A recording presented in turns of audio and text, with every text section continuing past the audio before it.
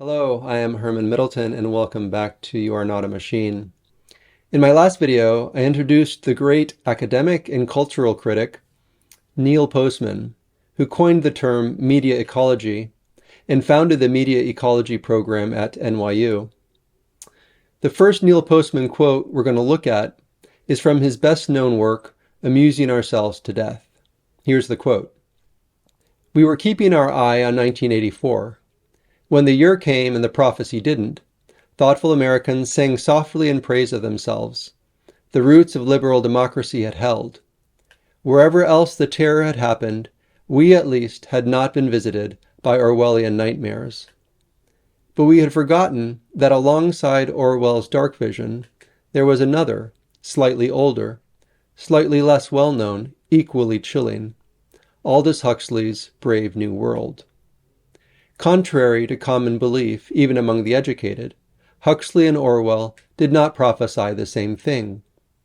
Orwell warns that we will be overcome by an externally imposed oppression. But in Huxley's vision, no big brother is required to deprive people of their autonomy, maturity, and history. As he saw it, people will come to love their oppression, to adore the technologies that undo their capacities to think."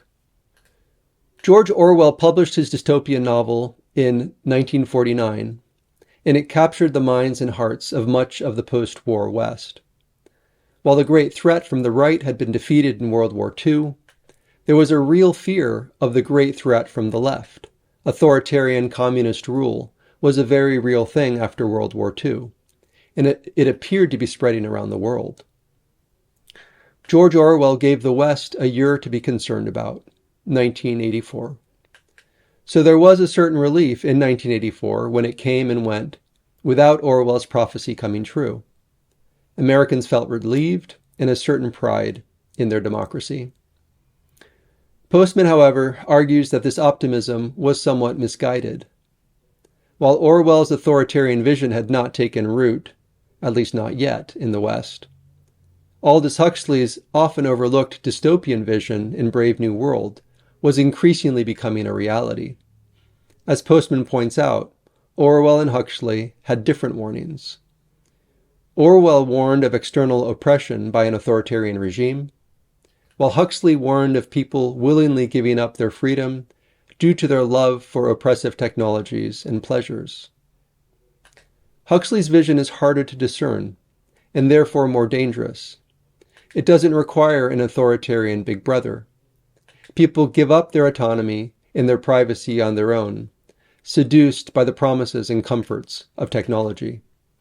Huxley's chief warning is that threats to freedom can come from within, through our own choices and desires. Postman published Amusing Ourselves to Death in 1985, and things have only gotten worse since then. The internet, and particularly social media, have degraded the value and integrity of information, as well as responsible and civilized discourse on important matters. Television was a hugely disruptive technology, but social media has proven to be an even more powerful and disruptive technology. So what can we do about it? I would like You Are Not a Machine to not only be a place where we can discern and discuss the important changes that our culture has experienced in the last century, but also a place where we can discuss a more positive vision for the present and for the future. Regardless of how bad things become, we do have agency. There are things we can do to make things better. As with all real positive change, however, it begins within each of us. If we want to help make the world a better place, we need to begin by making positive changes within our own lives.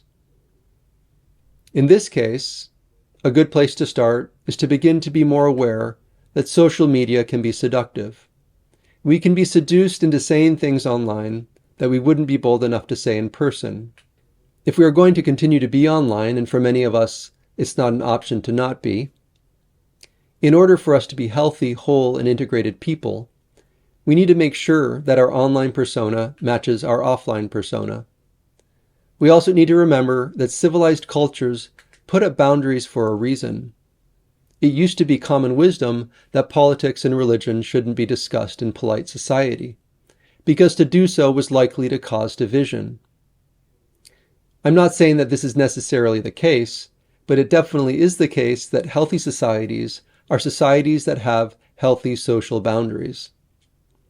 One aspect of the mass social experiment in which we find ourselves is that we live in a culture that has torn down all boundaries and is actively trying to get rid of all taboos.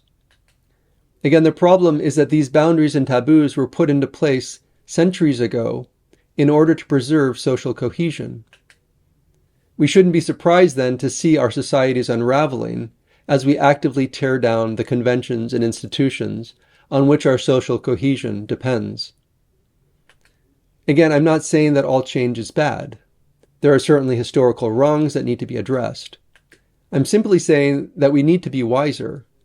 There are many babies being thrown out with the bathwater, and it's a very bad thing. Okay, so I'll get off my soapbox now. I hope you enjoyed this first foray into the work of Neil Postman. As always, stay tuned for more by subscribing and downloading the How Did We Get Here reading list at the link below this video, and I will see you soon.